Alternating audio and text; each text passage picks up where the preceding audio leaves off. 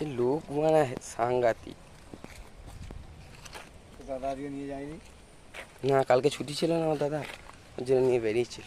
মাঝে ছুটি নাই, কবে যে ছুটি? না, ছুটি ছিল। এ হাগা সর ওখান থেকে, লোকজন ভিউজ দেখবে না।